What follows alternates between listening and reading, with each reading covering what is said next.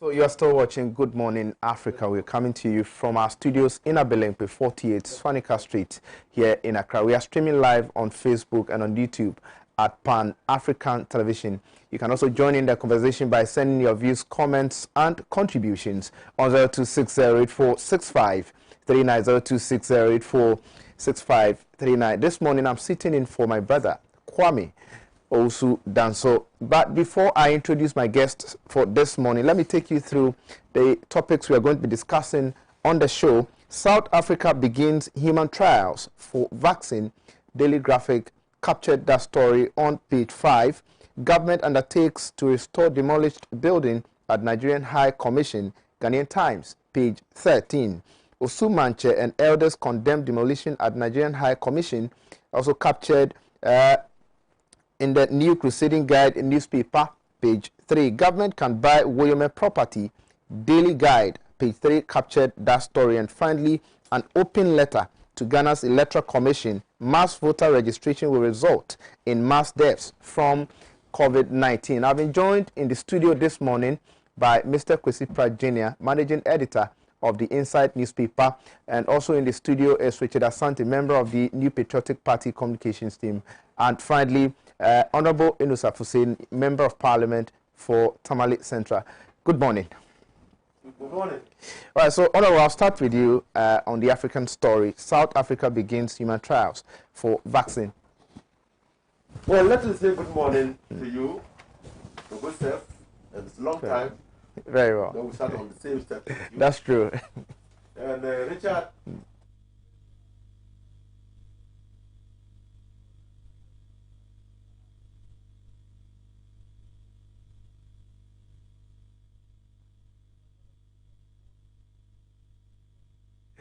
Now, vaccine is very important for the control of any pandemic. When a pandemic strikes, when the virus starts afflicting people, until you get a vaccine, you are not out of the woods yet. The vaccine will immunize the people, or most of the people, against the onslaught of the virus. And those who will be attacked can now be treated. But now, without the virus, everybody is exposed. So the numbers of infected persons can blow out of proportion. With the trials, we should be happy. South Africa is undertaking trials. And so if the efficacy and potency of the vaccine is established, Africa should be smiling, because vaccines behave differently in different continents with different people. So the trial in South Africa can be a good, it could be good riddance for Africans, because this is a vaccine that is being tried, developed in Africa, and is being tried on Africans. In the last pandemic, Africans did not get their fair share of the vaccine when it was even discovered, because the manufacturers and the people who brought the vaccine into being made sure that their own people were dealt with first before the African countries. And so the virus and the plague continued to affect Africa while those people were treating or immunizing their people. And it stands to reason. I mean, if I have discovered, if Ghana discovers a vaccine, I understand we're also trying one. Oh, I think there's a technical problem. Let's go for a short break. We'll be right back.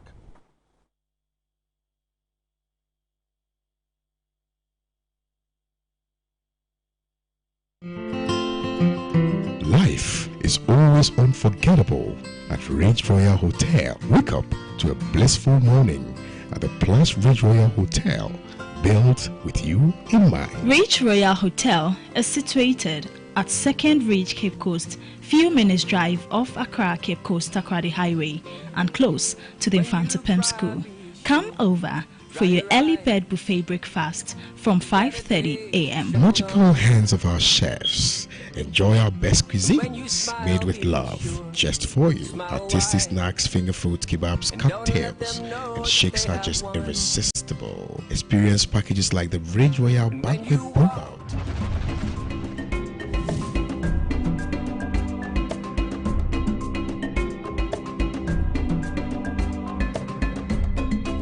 Welcome back. You're still watching Good Morning Africa right here on Pan African Television. Keep your messages coming in on 0267741421, 0267741421. We are live on Facebook and on YouTube at Pan African Television. Just leave your comments. We'll make a time on the show and read all those out for you. Honorable, you can go ahead. So it's good news that South Africa is testing. I understand that in the United Kingdom, a vaccine too is being tried on humans for the first time. The race to discover a vaccine is very important because those who discover it first will rake in a lot of money because of it will immediately be taken up by the World Health Organization and spread across the country. So they will have the rights to the vaccine, and so they will get their. So there's a race to discover the vaccine. Ghana was trying. I don't know where we are on the our preparation and our experiments to discover a vaccine for the pandemic. We were told that the vaccine was, when the virus first struck, we were told that the vaccine was between 1 year to 1 year, 6 months away, 12 months to 18 months away. It appears that scientists have redoubled their effort and they are putting in more effort to ensure that a vaccine is discovered quickly so that the world can go back to what it was before the pandemic. So it's good. It's good. It's good for all of us. We should continue to encourage them. And we continue to encourage Naguchi and KNUST and all the medical facilities that were trying for or testing for a vaccine and to see whether we can also develop our own. Thank you so much, Honorable, for your submission. Richard. Thank you very much, and I will say good morning to my seniors on the panel, and also good morning to your amazing viewers. I think that this is extremely good news where we've got into in terms of our fight against this invisible enemy. And I do understand that this trials is not only going on in South Africa alone. Brazil is also having its own fair share of the trials. I do believe that US will also look at it and equally do that. I mean, because you're looking at the areas that is most hit by this pandemic. And when you look at that, you're looking at the US, you're looking at Brazil, you're looking at UK, you're looking at Russia, Spain, you're looking at Italy, and Germany was a little bit under control. And within the African continent, you've seen that South Africa was the most hit. Yeah. And so it stands to reason if we are looking at the South African environment and the trials will take place in that area. But the reason why it becomes a refreshing news to all of us is that, I mean, as it stands now, beyond being vaccinated against it, you could be certain that if this virus continues the way it is moving, then within the next 2, 4, 5 years, if there's no cure, then practically everybody would have one case in point in time of the person's lifespan getting infected with this virus, because it is so difficult to control its movement and the way it operates. Yeah. So it is really good so that once you are vaccinated against it, you will not get it no matter the person you are in contact with, because it is not only affecting our daily life and the way we want to undergo and do things. I mean, look at us. We sit on TVs and looking at ninjas. Why? Because of the fact that we are finding ways of protecting ourselves. You go out there and you're even scared of your own friends, your peers, your wives, your children. We are all scared. Now people who have parents who are in the house, particularly the aged. You are being told that these are people who are most vulnerable. So visiting them, you ought to make sure that you are careful. So people cannot even go and shake the hands of their own parents, and people who are taking care of them in their childhood days. Now, when they are old, they are not even being allowed to go and visit them. People's parents and homes beyond the shores of this country, and they cannot visit them. So these are some of the major difficulties. Businesses are being affected hugely. That is another major thing. Our health infrastructures are being overstretched. I mean, Ghana, at least we've been held on, and we've gone pretty well with that. But even when you look at the countries that when we have major difficulty in terms of our health, we rush to, they are overstretched, and people were literally sleeping on pitches. US was building hospitals overnight. China was building hospitals overnight, converting sports grounds into medical facilities, all in the name of wanting to take care. So you see that the only way around this is to have a vaccine or have a permanent cure, not drugs that could manage the situation. Now we are getting good news every now and then. The most important thing is that these trials will be fast-tracked. You understand the protocols they have to go through, because once it is done, like my senior said, they need to try it on various ways. Beyond that, you need to look at various ailments and how these drugs that has been tried on them would have effect on that. If somebody has hypertension and he takes this vaccine, how will it react in the person's system? Vis-a-vis the person taking other drugs that will control, say, the hypertension. If somebody has diabetes, if somebody has HIV, hepatitis B, if somebody has malaria and is taking malaria drugs and you vaccinate the person, how is it going to react? If somebody sits in the sun, somebody works in the colder environment and you vaccinate the person, how will the person react? So you need to have all these things together. That is why medicinal trials sometimes take 4 or 5 years. The least we've seen over the years is like 2 years. So now, if we've gotten to a place where we are foreseeing within six months to a year, we'll be able to have a cure or we have a vaccine that could be approved, because beyond this, it ought to be approved. Because sometimes every medicine that you take has its own side effect. You realize that there will be a certain race or a certain class of people with certain blood group or blood types that if you apply these trials on or you apply these vaccines on, could possibly even fast track their death, or sometimes could even heal them quicker, or all kinds of things will come out. And I do believe that this constant monitoring and also the effort by the world to help team up to fight this is going to be the order of the day. And I'm excited that a moment will come that Ghana would also develop a vaccine for ourselves so we can take care of our own population without really falling on the outside world. All right, thank you so much. Mr. Pratt. I mean, look, COVID-19 is a serious disease. It is causing a lot of havoc. Within Ghana, currently we have about 15,000 cases, and it appears to be spreading and so on. So any measure which would curb the spread, which would lead to its elimination and so on, is most welcome. And the fact that we managed to put together, a vaccine, and I'm talking about the world, not Ghana and Africa, is interesting, because obviously from what I'm reading, this vaccine was developed in the UK. I have some worries though. I mean, as an African, I'm not happy about the situation where every time a vaccine is developed anywhere for any disease, Africa becomes the testing ground. Yes, it is honorable to volunteer, to be part of a test which ultimately will save mankind. But why is it that Africa has become the testing ground? I don't accept it. I clearly don't accept it. You understand? Will there ever be a time when scientists in Africa will develop vaccines and drugs for treatment of ailments and will go and test it in Europe? Who is going to accept it? Now, if they are not going to accept it, why do we accept it? You understand what I'm saying? I mean, ultimately, if this vaccine is developed, it will be to the benefit of mankind. Everybody everywhere, in Asia, in Latin America, in the Americas, and so on. It's a good thing to volunteer for these tests. This is not just a good thing. It's actually a heroic act. Yeah. You understand? It's an act of self-sacrifice which deserves tons of commendation. But at the same time, I think that the world should show respect to the African people. You know, there ought to be mutual respect. We all ought to contribute equally to the welfare of the human race.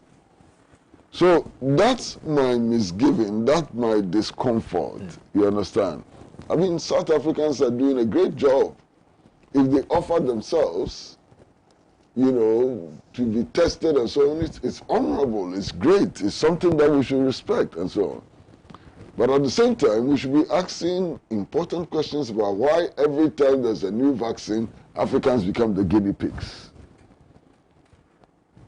I think that I'm getting sick and tired of the treatment of Africans everywhere, not just in biomedicine, but in everything. And we should stand up and insist that we are equal citizens of this universe, and that we are not going to sacrifice our rights for anybody. I mean, the time when we were lynched in the Americans, the time when white slave owners could pick, you know, whips and whip us to death and so on, is over. There's a new African on the scene, and that new African ought to be respected. That new African has dignity.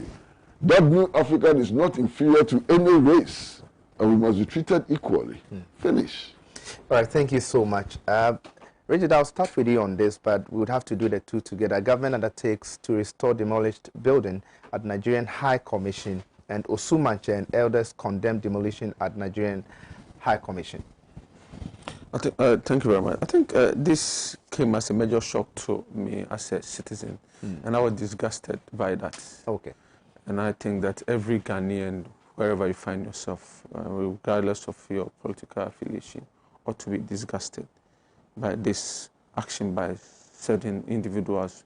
We understand that about 2 or so people have been arrested at the moment, and still the investigation is ongoing.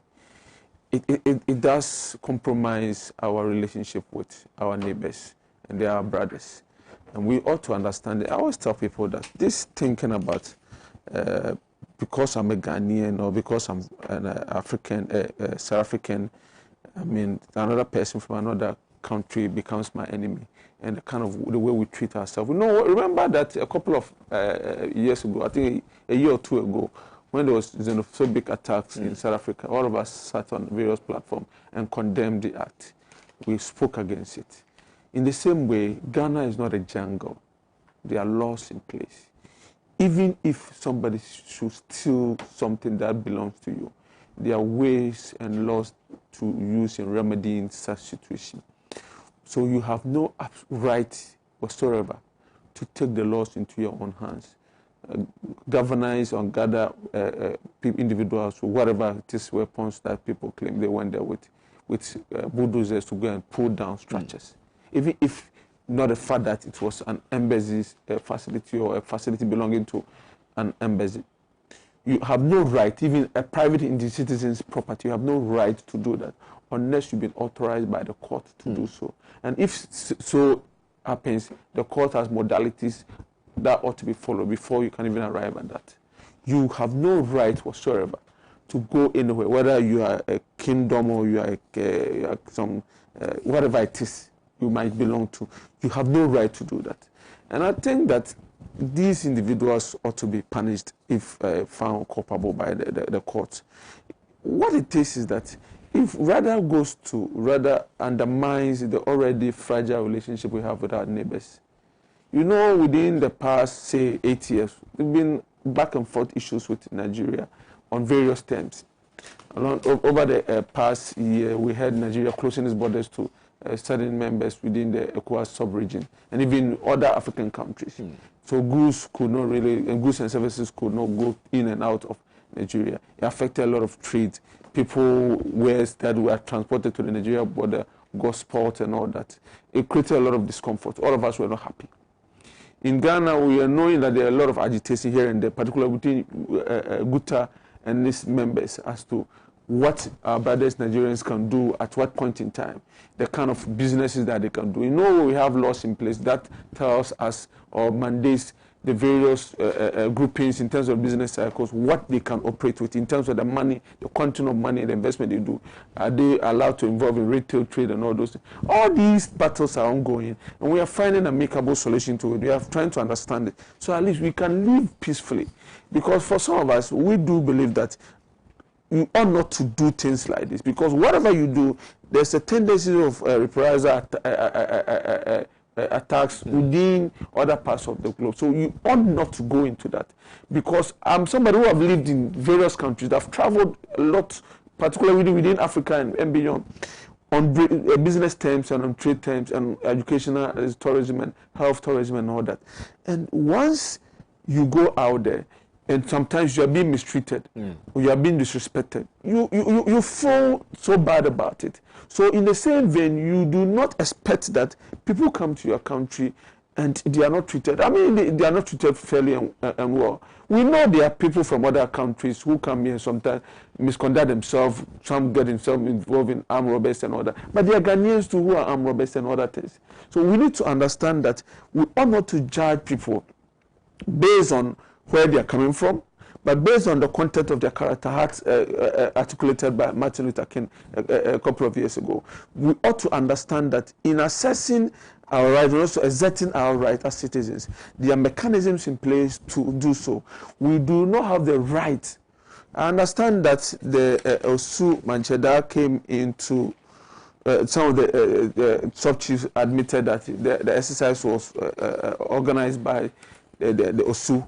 And they felt like their property or their land was being taken away from them, and the due process have not been followed by the embassy. But I think that it is not right the way they went about it. They also understand, they also apologize. I think that the laws ought to be applied and applied forcefully. There's another bit of it. In terms of reportage, I felt like the media did not do a lot of justice to it. And initially, when I heard the news, there was an impression that the embassy itself had been pulled down. That was quite, I mean, this is bad enough. Pulling down anything in Ghana without going through the process and allowing the law to take its natural course is bad enough. But if it was to go to the embassy itself, by pulling down a structure which is being constructed by the embassy because you think the land belongs to you, it's extremely terrible. But we ought to report the issues as it is. We ought not to sort of create that fear and panic, or create that amplified situations and movement, particularly with the media. Because when you send signals to the world that the Nigerian embassy in Ghana has been pulled down, that is not the fact. Let's report matters the way it is. And I think this goes to the media. All right, thank you so much. Mr. Pratt, your take on this? Well, it's not a very simple matter, because I think that it has many sides. And one of the first things that comes up immediately for comment is the state of the chieftaincy institution in the country. Because as soon as the incident happened, some persons purporting to represent the traditional authorities in Osu claim credit or discredit, for the incident, and justified it on the grounds that the person who was building that house was a Nigerian who was not connected in any way to the High Commission, and that person or entity was actually encroaching, and that they had the right, to demolish the structure.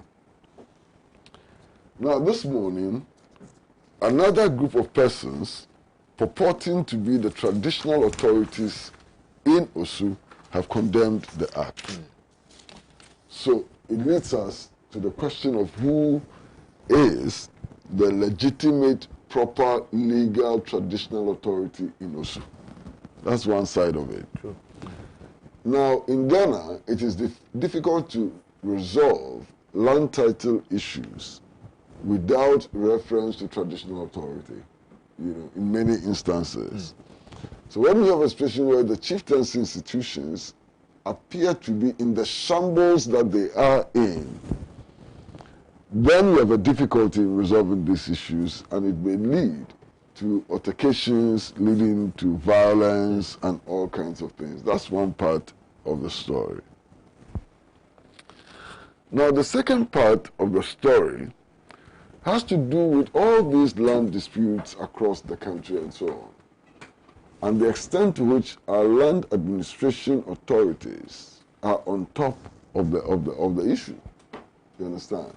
If they issue documents, how are those document issues? Are those documents final and so on? And how come that these documents are often contested? And sometimes they're contested in court, and some litigants win against the land administrators and so on. So it does raise all kinds of questions about our competence in administering land and so on. Of course, there's also the other issue about the land tenure system in Ghana, and whether indeed that land tenure system needs to be maintained. Who owns land in Ghana? Is it sensible for those who own land in Ghana to continue to own land? And I know, I mean, Alhaji Nusaf Hussaini must be an authority on these matters. Very well. In some places, these lands are owned by traditional authority, as in chiefs and so on. They are said to be custodians of the land.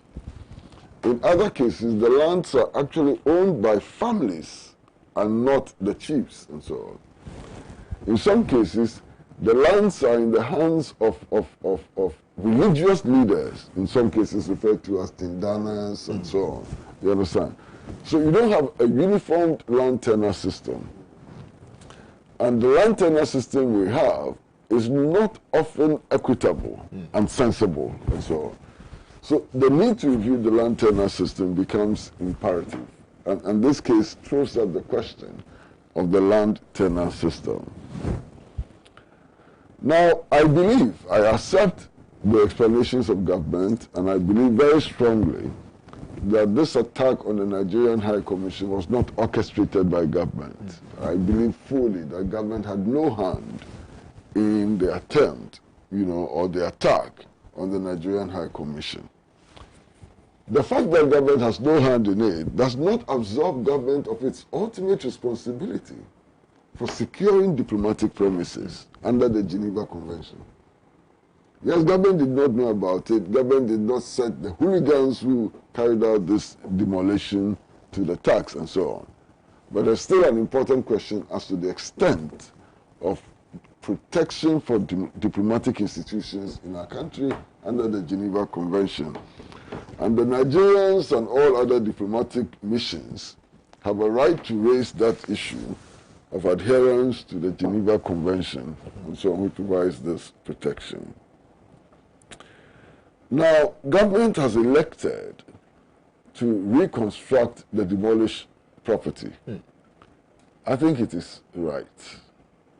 It is right because government has a duty to ensure that these tensions do not escalate. I mean, under normal circumstances, those who committed the offense ought to be surcharged with the cost of reconstruction. It is not government's responsibility. But in the light of what is happening in Nigeria, and in the light of all the possibilities that this case presents, it would make a lot of sense if government decides to pay for the reconstruction of the demolished structure in order to assuage public officials, responsible national leaders, responsible politicians, ought to be working for de-escalation rather than escalation. And it is in this light that I want to commend very highly the President of Nigeria, His Excellency Buhari, who is dousing the flames and insisting that there be no point in Ghana and Nigeria, going to war over one building, one inconsequential building and so on. So I think His Excellency President Buhari has taken the most appropriate, sensible, logical steps to attempt to, douse the flames, as it were. The other thing that we have to understand has to do with the geopolitical significance of Ghana and Nigeria. I mean, if you add the population in Ghana to the population in Nigeria, it's almost about half the population of the entire West Africa. Nigeria alone has a population of 220 million people. If you add Ghana's population of 30 million people, a little over 30 million people, the two countries have a population in excess of 250 million people. And that's a very significant part of the population of West Africa. Again, if you look at the economy of West Africa, Nigeria and Ghana are the leading economies in West Africa, and such an altercation between the two countries would affect everybody in West Africa, especially if you look at the ECOWAS protocol, which aims at promoting the free movement of goods and services across the subcontinent and so on. Then you've got to factor in the decision of Nigeria to close its borders, which has had untold consequences. It has imposed considerable hardships on many people in the sub-region. Now, what would this add to the already tense situation in the West African sub-region and so on? So I think it is in the best interest of all parties, and indeed the principal parties being the government of Ghana and the government of Nigeria, to de-escalate as quickly as possible, and also to ensure that the law is applied very firmly. I mean, this morning I'm reading the newspapers and I'm told that 2 persons have been arrested. That's a joke. I mean, if you look at the number of persons who launched the attack, they could be numbering up to 20 or more, with bulldozers, and I hear they were armed and so on. And since that time, the police have only been able to arrest 2. What about those elders of Osu who claimed responsibility for it? I mean, they are not in hiding. They publicly came and said that we did it, and so on. And then, at the end of the day, you go and arrest 2 inconsequential persons and pretend that you are doing something about it. The police must be up to its game, and it must act swiftly and sternly in order to help us de-escalate, in this conflict. All right, thank you so much. Honorable. Well, it's a very sorry development, an unfortunate development in this country. I'm really worried that it took place under the government of the MPP, because this is not our Ghana. You can't take the laws into your own hands and behave with impunity, even if the property was not diplomatic property. You can't do that. You simply cannot do that. Civilized societies don't behave that way. The Constitution protects the right to property. And so when you exert your sweat, blood, and toil to acquire property, the Constitution protects same. But the Constitution also knows that 2 people can lay claim to a property. So the Constitution in Article 124 establishes the courts, the judiciary. So if you have a problem, go to the court. The court will take evidence and make a determination. In fact, the court itself can make a mistake. So it has layers, so that it can insulate itself against mistakes. The court can be influenced, so it has layers. And look, the first court, 1 judge. The appeal court, 3 judges. The Supreme Court, 7 judges. The court says that there's wisdom in numbers. There's also wisdom in numbers. So with all this architecture, why will anybody take the law into his own hands? It's true. I was a minister for lands and natural resources. In Legon, I left Legon as one of the best students in land law. So I was a TA in land law. As we speak today,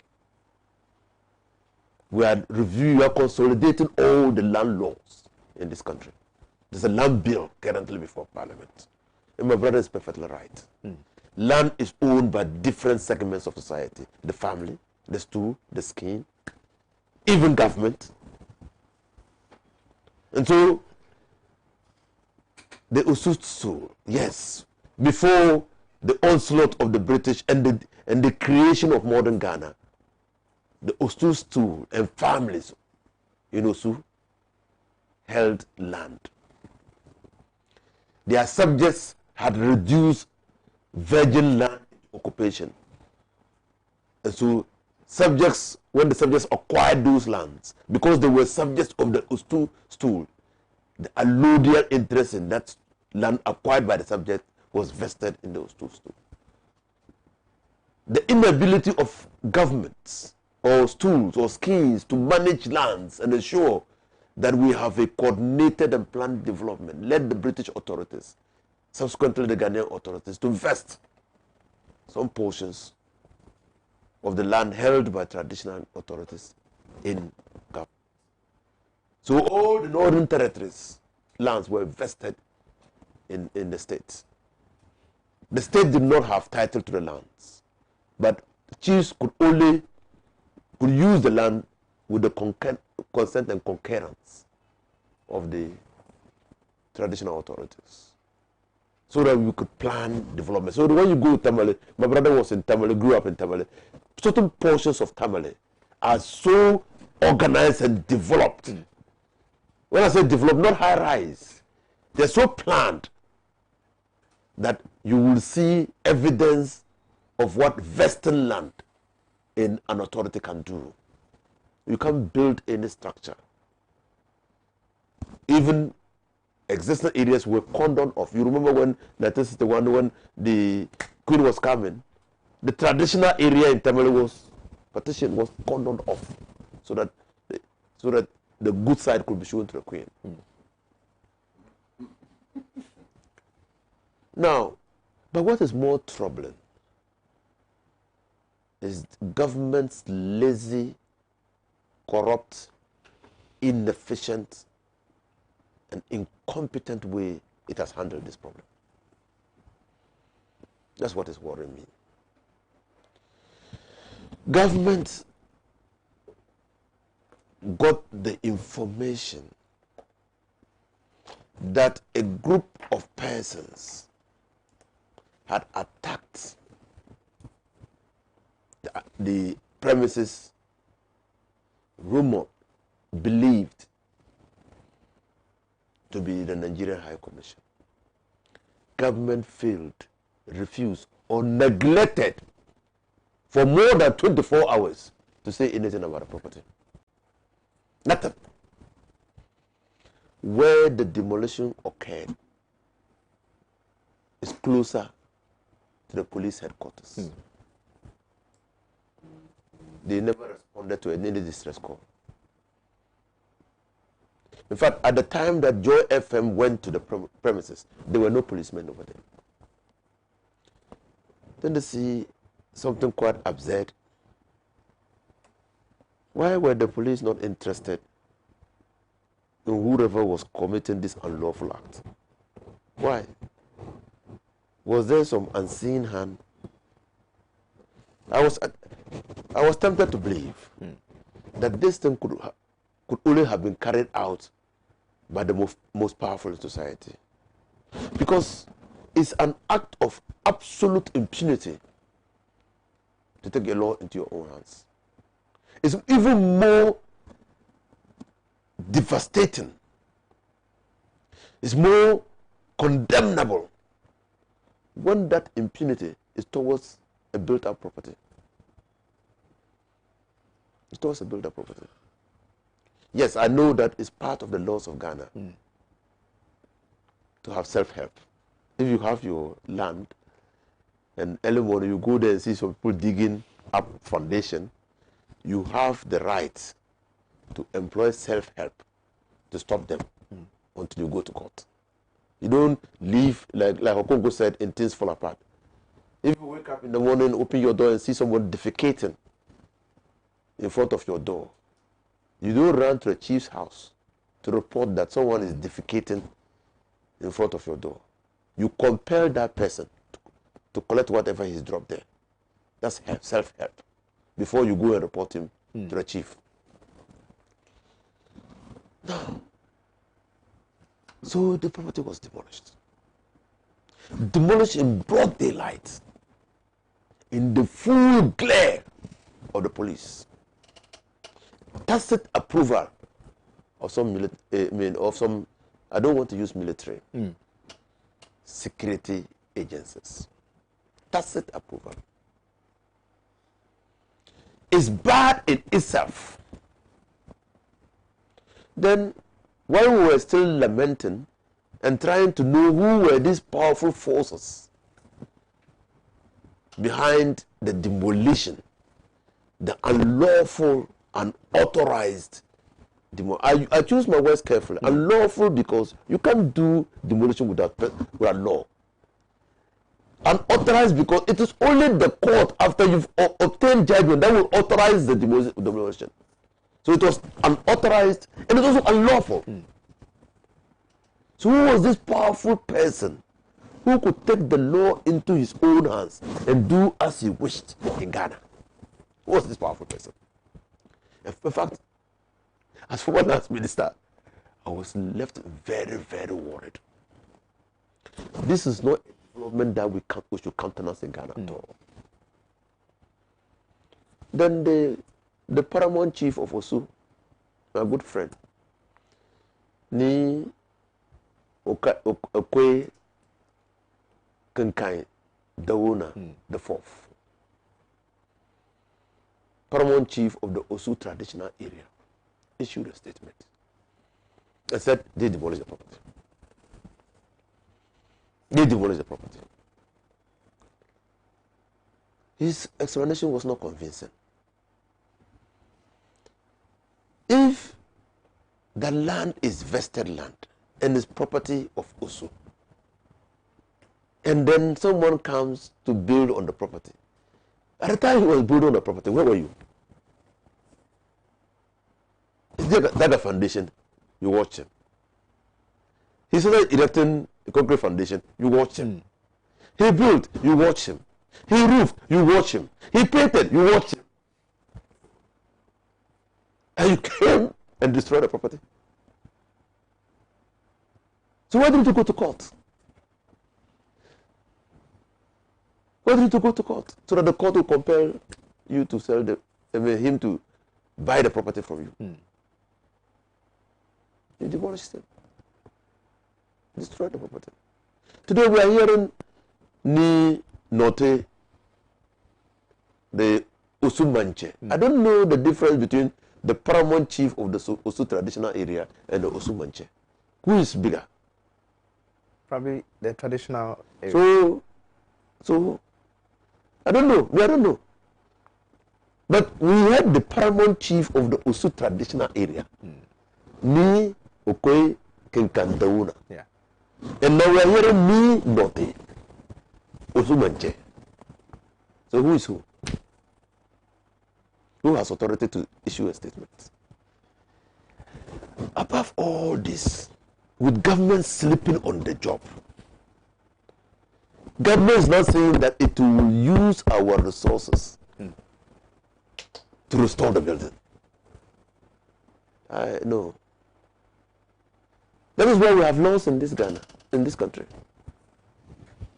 The fact that you have antagonized Nigeria by doing what you have done does not permit the use of our resources for the restoration of the building. Those who destroyed the building have to be surcharged, have to be held responsible for the restoration of the building if what they have done is wrong. That is from the principle of law, the polluter pays principle. There cannot be vicarious responsibility for the commission of an offense. And the consequences of the commission of that offense must rest squarely on those who are committing the offense. If it is wrong, it was wrong to demolish the building, which building has been demolished, which is now raising diplomatic tension between Ghana and Nigeria, those who cause the demolition of the property must be accountable. And not government. Not government to use my money, your money, and our money to right the wrong of somebody. No. That's why I say it's a lazy approach. You send a strong signal. Because this is a country of the rule of law. And Nana Akufo-Addo, in swearing in the retired Chief Justice, Justice Sophia Akufo, said that he was intent on building a new civilization in this country in which there will be rule of law, respect for the fundamental liberties and freedoms of individuals, and the civil liberties of persons. He said it, I didn't say it. And I'm quoting him. I'm quoting Nana Akufo-Addo. Even though he said it, I can't say, I don't know if I'm wrong, you correct me. Kasatente Tanto Aponko. Even though he said it, he's not doing it. He's not doing it. He's not respecting anybody's fundamental rights. So, having said that you are establishing a new civilization, is this a kind of civilization? A civilization where in the broad daylight, people will take bulldozers and go and destroy diplomatic missions. And it's not only that, this one. You remember the Medina case? Very well. Broad daylight. You remember the whole case? Broad daylight. This is not our Ghana. This is not our Ghana. In fact, when our Ghana was not even ruled by human rights activists and persons who had obtained the accolade of being human rights lawyers, there was respect for the rule of law. I expected that under Nana Akufo-Addo, rule of law should be intensified. But the lawlessness, impunity, lack of accountability is what is pervading this government. How can Amaswala be killed on the road and nobody? Up to now, the president has not even found time and space to mention Amaswala in any of his broadcasts or speeches. This is the Ghana in which we are. This is not our Ghana. Ghanaians deserve better than this government. All right, thank you so much, Mabo. Richard, you would want to briefly. I have a few remarks.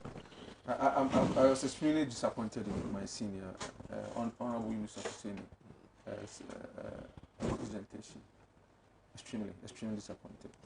He started on the fault of calling government corrupt, incompetent, and thinking that he sees government tacit approval from the government in terms of what was done by these individuals who claim to be part of the Ostu chiefdom or kingdom.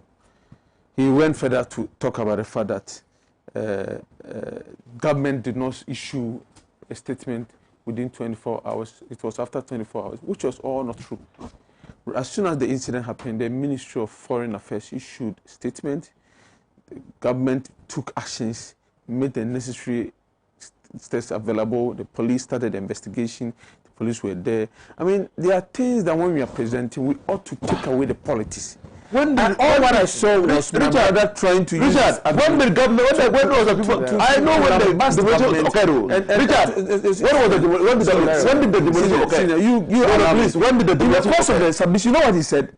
After condemning government and saying that he thinks that there are forces behind this and the police were standing there at the full glare of the police. He said, he used that word. Yes. Full glare of the police. Yes. Police standing there for this mayhem to be committed. Yes. He said that. Afterwards, he said, oh, the person who did this is his friend. No, I didn't say the person who did it. Your friend No. Issue a statement. That's your friend. I didn't say that. Claiming that they did that. He said his friend, who is a chief, issued a statement claiming that they went there to commit this heinous crime against the state and that of Nigeria. Afterwards, he is saying that, oh, it is government. Your friend, your own friend is taking that. He's honorably saying that, and the MPP, because he saw this thing happening, which we all call it unfortunate, which we all condemn, and I like the tone and the stature with which Mr. Pratt presented the issues. Because that's how it ought to be. Bad is bad. We ought not to sort of elevate that and use politics to cover it. The moment we introduce politics into such conversation, we get it wrong. In this country, we've seen a national security go to university campus to go and demolish properties. In this country, we've seen people using the army military, police, and all kinds of things to go out there committing, pulling down structures all over. The one even Honorable was the Lands Minister. I can give you hundreds of such stories reported in various newspapers. Yeah, we've seen that. We are talking about Mr. Swallow was killed. All of us have condemned that. But we sat in this country, a member of parliament, your colleague in parliament, was murdered in his own house. You do not talk about the fact that the country was reckless. We didn't arrest that man. We didn't arrest that man. In this country, Peace FM journalist. We didn't arrest that man. Peace FM journalist was killed in the Brunga region. Was shot and killed.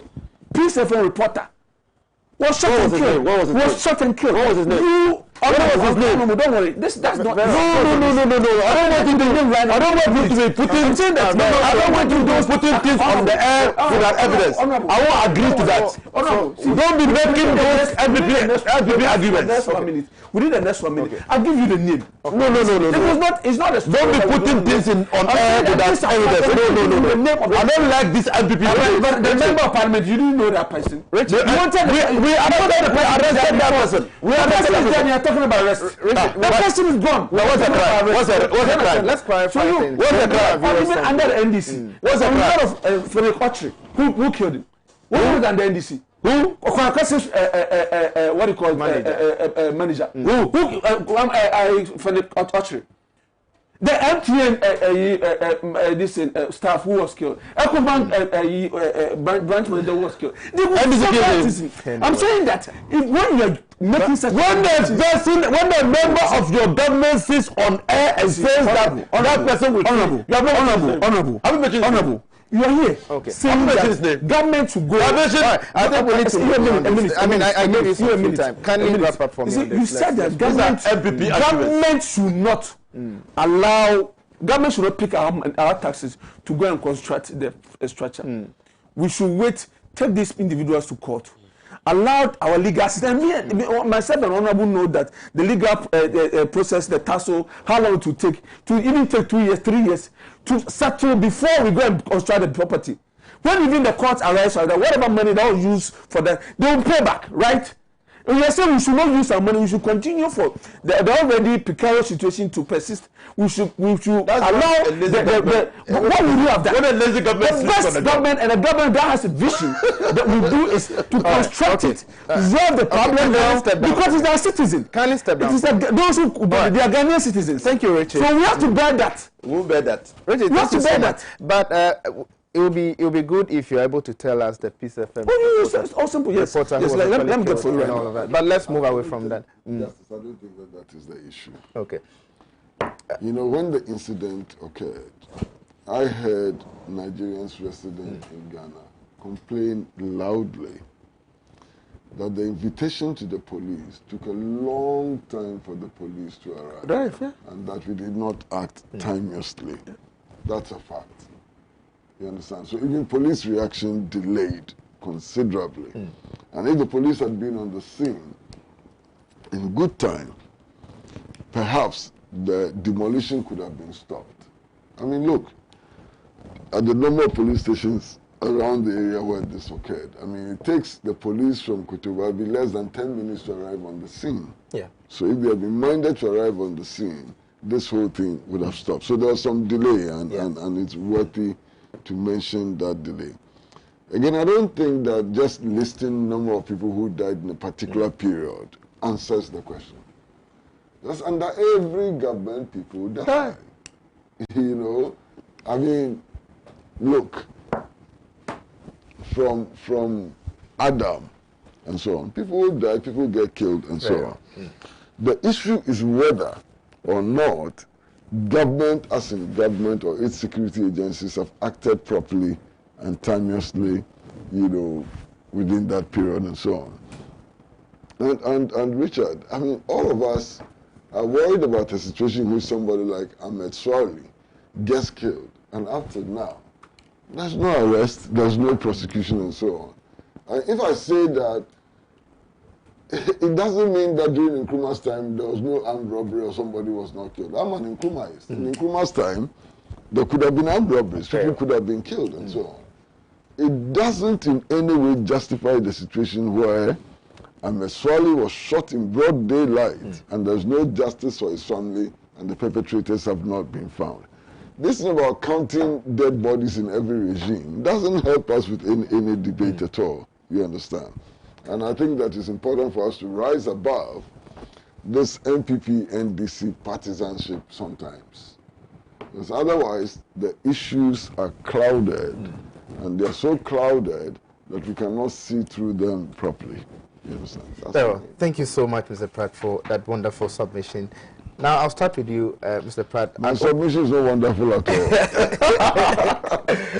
An open letter to Ghana's Electoral Commission. Mass voters registration will result in mass deaths from COVID-19. Well, I think that's a fact. Everybody knows that it's a fact. Even the Electoral Commission should know that carrying out the registration exercise is a huge risk, and that this huge risk can lead to several or many deaths and so on. We all know that, you understand. If you take the case of South Korea, one woman who went to an all-night service caused so much havoc and so on. In Ghana, the recent cases which were reported in a factory in Tema, one person was able to infect 500 people and so on. Now we're going to organize this registration exercise in clusters, which means that we're going to get a lot more people than normal, you know, to register. And the risks are high, very, very high. I read the statement which was issued by the 100 health professionals, but there are more than 100, I think there were 121 or thereabout. And they claim that 100 of their colleagues have contracted coronavirus, with a number of them dead. They should be worried, you know. Only last week, I heard the General Secretary of the Ghana Registered and Nurses Association complain bitterly that PPEs are not available even in some of the hospitals. I mean, all of us have seen this video which has gone viral of a priestess who sent her nephew to the intensive care unit at Kolebu Teaching Hospital, and they couldn't even find sanitizers in the intensive, unit. So all of these are huge concerns. Look, elections are important, but at this stage, it is important for us to minimize risk. I've heard people ask the question, so if registration poses such a risk, what about election day itself? Let us say that the election day and registration pose the same risk. If you add registration and election day, you have two. If you take one out, you have one. You have minimized the risk by 50%. So we cannot completely prevent the spread of coronavirus, but we can minimize the risk. And it is sensible at this stage to avoid this needless re-registration exercise, especially as all the contending parties agree that we can have free, credible, and transparent elections without a new register. I mean, the NDC's position is clear, very, very clear. The NPP position, if you are to understand it from statements made by their campaign manager, is also very clear. I mean, Mr. Peter McMenu has said that they don't speak for the Electoral Commission, that the Electoral Commission is on its own, and so on. He has said that with or without a new register, the NPP can win clean, credible, and transparent elections. What does that mean? It means that with the old register, the NPP can win clean, credible, and transparent elections. So if we are all convinced that we can have clean, credible, and transparent elections with the old register, why all this fracas and so on? Why all this ear-breaking noise and so on? I simply don't understand it. Look, to be honest with you, I think that the Electoral Commission, as it's composed now, has not done itself any good. It has committed too many errors. It has taken steps and made pronouncements which are injurious to its own reputation and to the credibility of the elections it's going to supervise. In which country in the world, will an electoral commissioner make a public statement to the effect that one of the contestants is a danger to the democracy of the country and continue to be sitting there holding press conferences and so on. The moment an electoral commissioner made a statement that one of the contestants is a danger to democracy, that should have ended his term of office. But in Ghana, we have allowed him to continue sitting there, be making public pronouncements, to be taunting us and so on. I'm disgusted by this development. The moment an electoral commissioner in a referendum urges people to vote yes or no, that electoral commissioner loses, any credibility and ought to be removed completely. But here in Ghana, you have a situation where in preparations for a referendum, an electoral commissioner can go out and urge people to vote yes and still remain at post and still be pontificating on how to organize free and fair elections. How can you organize free and fair elections when you have taken your stand publicly and so on? So I'm really disgusted by what is happening. And the Electoral Commission should be minded by the fact that, look, this is too risky. We cannot avoid some risk. No doubt we cannot avoid some risk. Waking up in the morning, driving from my house to come and participate in this program is a risk. If you go to the market to go and buy food for your family, you are taking a risk. Under these circumstances, every move you make is a risk. So we cannot avoid some risks. But we should consciously be making efforts to reduce the risk. That's all. Reduce the risk. And this re-registration exercise, Master, I have to be careful to temper my words. And I'm being very careful in tempering my words. It is foolish. It is reckless. It is dangerous. Look, I've been following the surveys on this matter, and I'm sure you have all been following the surveys. The survey I've seen, the worst situation I've seen is that 70% of Ghanaians are opposed to the compilation of a new voters register. If for some surveys put the figure as high as 80%. So if you have a situation where even 60% of your population is opposed to doing something, how are we rushing it through? What sense does it make? This is totally reckless. Of course, we are all waiting for the Supreme Court decision today. The Supreme Court is the authority vested with power to interpret the Constitution. So we are waiting for their verdict. We have given them the power because all of us cannot become Supreme Court judges, and we are anxiously awaiting their decision. I've heard many people say that whatever the Supreme Court decides, we will accept. Of course, if we look at the structure of the judiciary, this Supreme Court, which is composed of 7 members, cannot be making the final decision because there's a possibility of review, of applying for review. So that possibility is there. Again, even if we apply for a review and the Supreme Court, the full panel of the Supreme Court makes a decision, every citizen has a right to comment on the Supreme Court decision, to agree or to disagree with the Supreme Court decision. So we are anxiously awaiting the decision of the Supreme Court.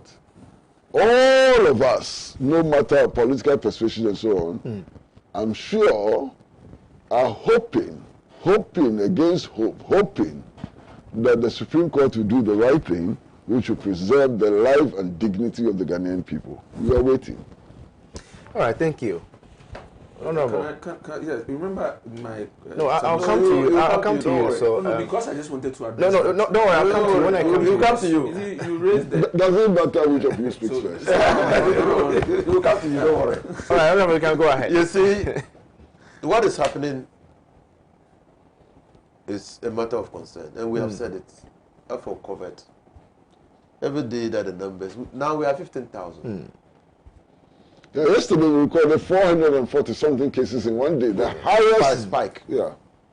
Now we have 15,000, and on this platform, my brother Kusiprat predicted. At the time Nana Adedanko Akufo-Addo was lifting the lockdown, we were 1,042. Yeah. 1,042 cases. My brother Kusiprat predicted on this platform that we will get to 10,000. Today we have 15,000. Massa, we have 15,000. your prediction has not only come true, we have surpassed your prediction. Lockdowns are eased when certain sciences, certain evidence point to a flattening of the curve. The lockdown that was removed by Nana Akufo-Addo was not science, the one with spelled with SCIENCEO. It was SIGNS. Science. Very well. They were science. Because nothing informed. He put the economic conditions, the political future ahead of the lives of the people. It's not alone in that. Trump too is doing that. Bolsonaro is doing that. Putting their political future ahead of the lives of the people. What we want to tell Nana Akufo-Addo is that our lives matter. That's what the doctors are saying. Can you imagine that immediately after the primaries of the MPP, Nana Akufo-Addo had the effrontery to repeat in his statement that non-wearing of a face mask is an offense. Yeah.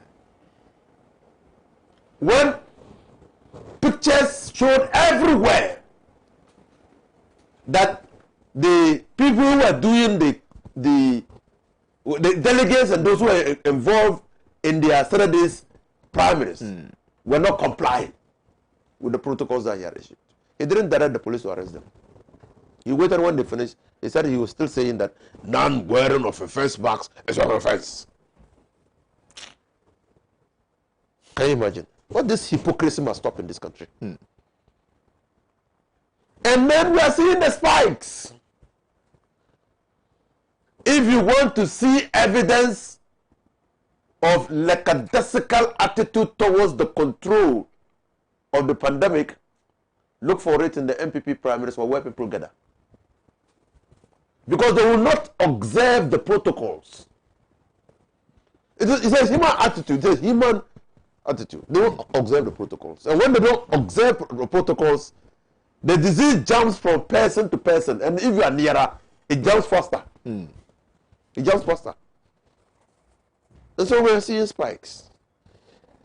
The medical doctors, nurses, and laboratory staff are saying that what we saw on Saturday in the MPP primaries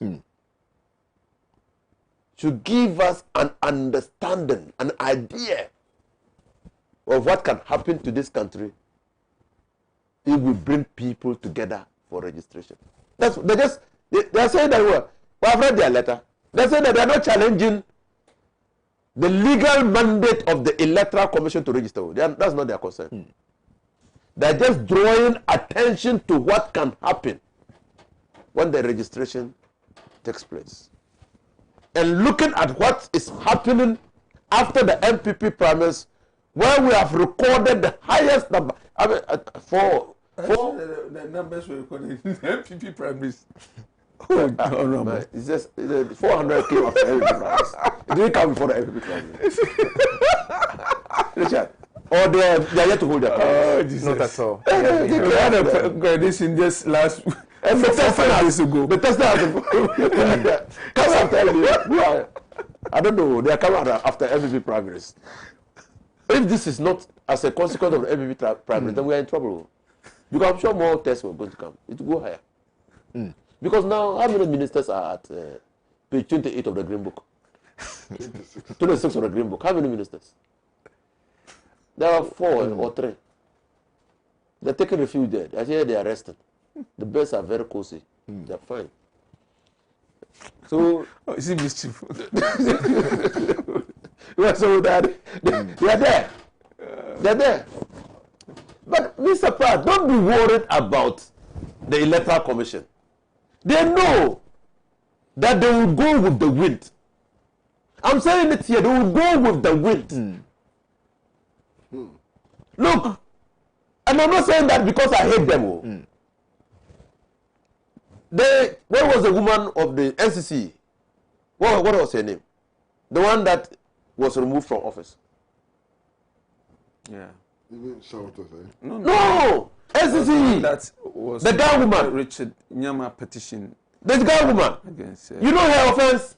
Lamptey. Lamptey.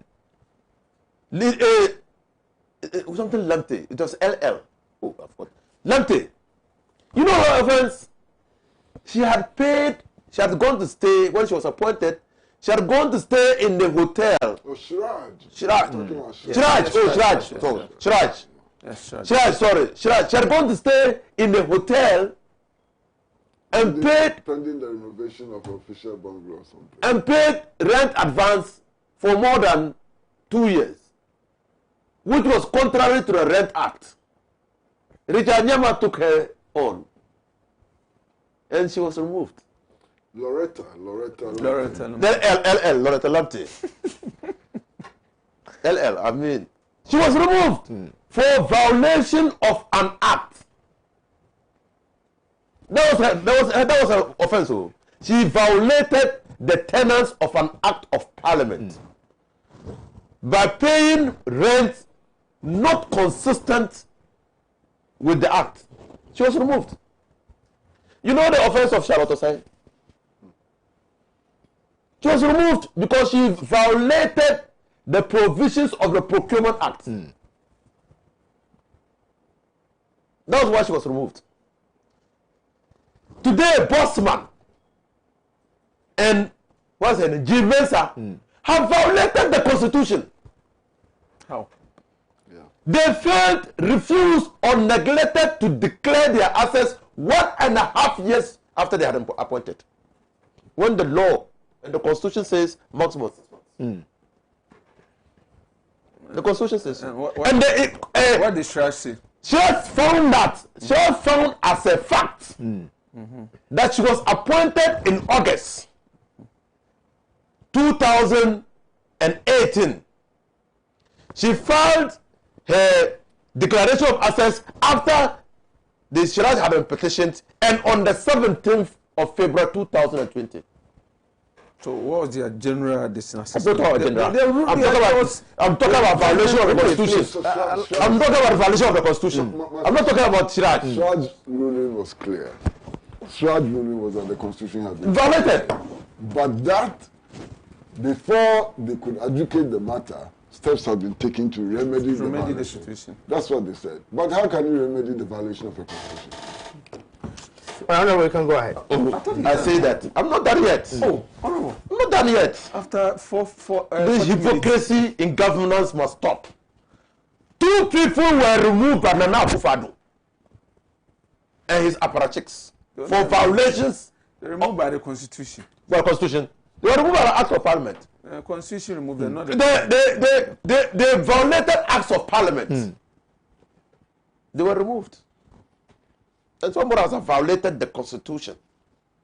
And even the Public Officers Act. The Constitution says within 3 months. The Act says within 6 months. They stayed in office. And it is during the time that they were staying in office and not complying with the Constitution that Bosman made that reckless statement. It's during that time. And those who live in stone houses, Glass houses. glass houses, They don't throw stones. they're living in those who live in glass houses must not throw stones. stones. We know, and that's why I have no doubt that we will revisit this matter, because Article 3 of the Constitution of Ghana says that any person who violates the Constitution, an action can be taken against that person. Article 3. So it's there. And Chirac found as a fact that they violated. And it's not only Bosman, and even the Chief Justice. Even the Chief Justice. For all that he was sitting in the Court of Appeal, was not filing his assets. He was not filing. And all of them are in public office dispensing justice. They only take him on that. I say all of them are sitting dispensing justice. And the Constitution, the Grundnorm, the basic law, Article 11 of the Constitution names the Constitution as the most basic law, the first law. When you look at laws of Ghana, the Constitution is number 1. And they violated, well, impunity. with impunity. And there are those who are now wearing the cassock and pronouncing some people guilty. You will see. We will get there. All right. But what we are just simply saying, I mean, I know we will vote on the 7th of December 2020. We will vote. We will go to the polls because we must remove this government from power. Okay. So we'll go to the polls. Now, what we are simply saying is that we shouldn't expose ourselves to double jeopardy. We know that we will go. If we don't go on the 7th, we will be in a constitutional crisis. If we don't go to elections on the 7th of December, we will be in constitutional crisis. But if we don't compile a register, we will not be in constitutional crisis. Okay. So we are saying that in view of the pandemic, and that's what the doctors are saying, in view of the pandemic, we must be wary, cautious of compiling the register now, so that at least we will be available to vote one risk on the 7th. All right, thank you so much, Honorable Richard. Okay, thank you very much. I was bent on, because I said it on the platform, okay. And you also equally called for me to mention the name of the individual. The name was George Abanga. Okay. He was a reporter for Peace FM, Success FM, and also he died on the 10th of September 2015. He was shot and killed in the border of origin. He's a journalist. Okay. I needed to clarify that. At the moment, we do not know who killed that person. That has been clarified. Yeah, so during the entire period that he was in power. So if you do not know that, he's not the only journalist who has passed on. So unfortunate though, that he has died and we do not have the killers. Okay. Electoral Commission. Let's go to the Electoral Commission. Electoral Commission. Electoral Commission. And NDC. It's Siamese twins. You need to mention the two. Because at the moment, you see the NDC bent on taking the EC on from all fronts. First, we heard from some lecturers who are literally members of the NDC. And I know some of them. I've lectured with some of them. Some of them are my friends. Me, I'm talking about those that I know. So Mr. Pratt, when I get to you, and I said, Mr. Pratt, if you allow me, I know some who are. Oh, Mr. Pratt, I know, Mr. Pratt, if you allow me, maybe 10 years ago he was not NDC, but now he is from. So if you allow me, it will be fair. It will be fair to the electorate. So you allow me. Don't worry. I would have to present the issue the way I see it. So you allow me. And I'll still go ahead, no matter the interaction, I'll still go to that point. All right. That I know a good number of them who are my friends who are NDC. Some of them are even executive members at various constituencies, and I know them. In terms of this list of individuals who are medical doctors, even you saw that they went through the chiefs.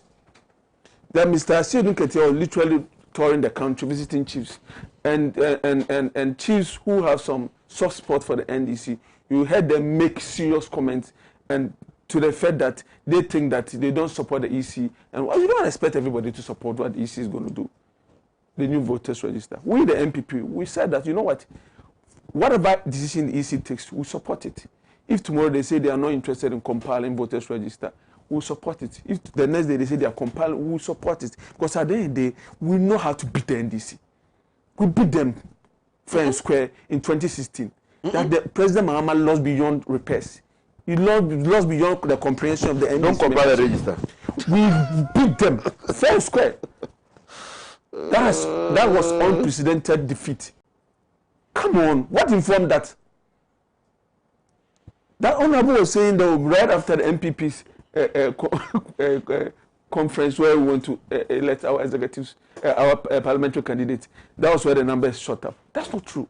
What people are not realizing is that Ghana has started bringing back some of our citizens from other countries. And all of them are being put under mandatory quarantine, and all of them are being tested. Though we are getting some numbers from the community, the chunk of it is coming from those individuals who are being brought from the UK, the US, from Saudi Arabia, and other parts of the world. Is that what you're saying? So, yes, that's the truth. What's the evidence? You understand? That's the truth. What's the evidence? The truth according to Richard. The same way you said it, when I mentioned the name of the journalist, I was expecting you to say, oh, yeah, I'm sorry, I doubted you when you were saying it. You didn't say anything like that. For me, and I know, and I heard Uncle Kwesi repeatedly mention the comment by one of the commissioners of the EC, Bosman, Mr. Bosman. So I went back the last time around to check it. Was he describing the NDC or the conduct and the approach they were doing things to be something that is inimical to our forward march as a country? And he said that. Talking about the conduct and some of the things they were doing. That you go for a meeting, you agree on certain roadmaps, you agree on certain things. Some of them you even pen your signature. And you come and sit on live TV and lie. I said, when you do that, you are not helping the country. Anybody will be disgusted by that conduct. Honorable was talking about MPP went to do and we did not observe protocols. I've seen videos in circulation, former President Mahama, Mr. Mahama, campaigning. You've seen it, right? You saw the number of people over there. Did you see anybody wearing nose mask apart from somebody by himself? And where was he campaigning? I hope you get it. And you don't see it. Where was he campaigning? You don't see it. Oh, I'm talking about congresses. You don't see it. Just where? It's all over. Where? I'll forward the video to you. Where, Richard? Former President Mahama busily campaigning. There was no social distancing. People were just crowded and he was happy. Oh God! He was happy. NDC will not see it. But they will take Nana Dankwa on because MPP went and elected. Did you see their Congress? What they've forgotten is that MPP, our Congress, the way we held it, you could not create that atmosphere unless maybe after the victory when people were jubilating that you don't know where they are going to jubilate and all that. But in terms of the voting, the highest number of individuals who could vote within an electoral area was 16. 16 voting, people voting from 7 a.m. to 1 p.m. Why would they be crowd? So there was no way, and all of them, every voter, every police station executive, and all those who were participating were given nose masks and sanitizers by the constituency party. So in terms of observing the protocol, and there was water. Before you even walk in there, you wash your hands. I went to supervise that of the Eastern region on behalf of the communication. So you removed the ASB? Do you understand that? So you should understand. When they remove ASB? I was a national officer. I'm a deputy national. When they campaign against ASB? I'm a deputy national communication director. Oh, so obviously, if I'm inspired to go and I'll go there and supervise. I went to other constituencies, not only Mr. Asibe, Dr. Asibe Ebua's constituency alone. But what it is that what we are going to as a country, we need to understand one thing. The EC has adduced reasons why they feel like they are not ready to go with the old register. They've given it. They've given scientific reasons. They've given reasons given by those who produce, who manufactured the equipment and the software that were being used for the previous register. They're giving those reasons. They told us all this. This is how it is. It's like somebody, you come into a marriage and you are the woman who has been divorced. And here, when I'm talking about divorce, you're talking about Madame Sorotose, Ghana's relationship, marital relationship with Madame Sorotose being divorced. She prepared soup, which before she hesitated, she was making effort in throwing the soup away and preparing a new soup for the husband. But because of how the divorce was fast-tracked, she hesitated the scene.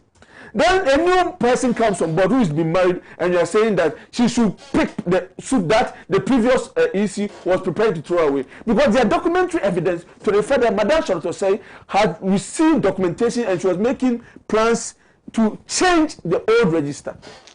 There are documentary evidence to that effect. And so the new wife that has come on board should just take the soup like that and feed the husband. Is that how we want things to be done? Because you see, when indeed there's enough. NDC's, the problem is that this is the new relationship. NDC's This new marriage is talking about is adulterous in nature. The NDC's conduct in terms of this voter register. Today they are pretending that because of COVID-19, that is why they are against the new register. It had never been. Before COVID-19, NDC has had this whole stand. So why from this idea that now all of a sudden every member of the NDC is a health expert? Now thinking that the moment you get registered, you'll be sharing COVID-19. How? Why from that sort of thinking?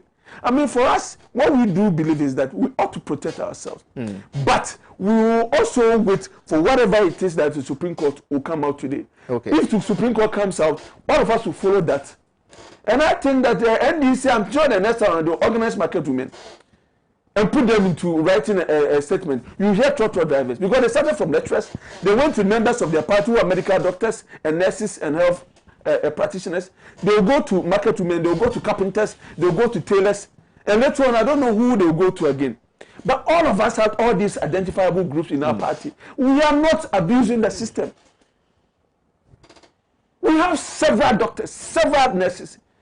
Within the health sector alone, we are looking in excess of 100,000 people. Doctors, nurses, medical laboratory scientists, all these, we are looking at a lot of people in both government and private sectors. Okay. So if you have 110 people issuing a press statement that they are against it, good. That's okay. The rest are for it. All right, thank you so much, Richard. Our time is up, and I think that we need to be wrapping up. Mr. Vad, do you have anything so to you have say? decided that I should not make a contribution? Not at all. You can have a bite before we go. Richard, I thought you started from him. Yes. And then he's sitting. No, he's sitting. Started from Mr. Pratt. Yeah, Mr. Pratt. I started And he from came Mr. through him, and so I had the last bat. So after the last bat, if there's a comment. No. This issue of 100 people signing this thing, whatever it is, here is it.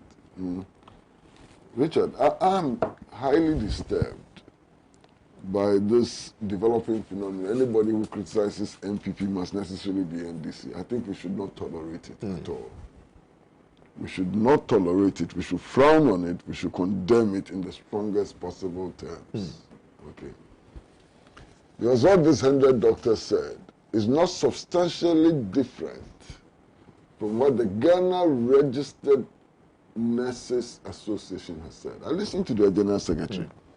He said they're exposed to too many risks. They don't have PPEs and so on.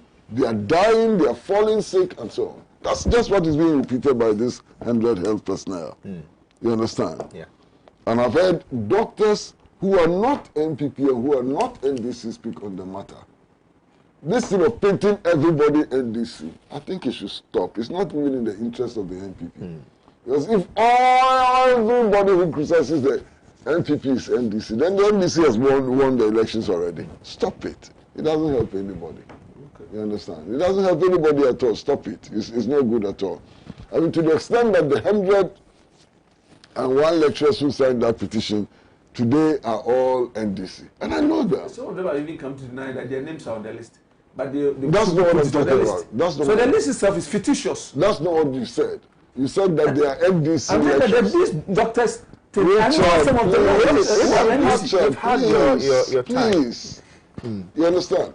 I think is the height of disrespect to look somebody like Professor Kwame Ninsi in the face and say that he's just being manipulated by the NDC. Do you know Professor Kwame Ninsi? Go and check his record at the Political Science Department of the University of Ghana. One of the most respected academics in our country. And he feels strongly about an issue, he writes, and today he's just being manipulated by the NDC. I think it's not acceptable. We should show respect to people who deserve respect in our country. Professor Kwame Ninsi is NDC. How did he become NDC? Stop that. All right, thank you so much, Mr. Pratt. Oh, you want me to... But I'm done. I think we need to go. Our time is up. Come next week. All right. But I'm saying that we are going to the today's court day.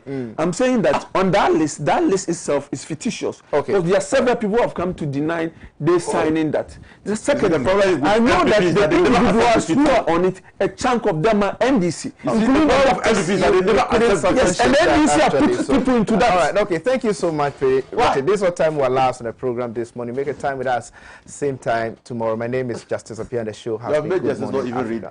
This Goodbye.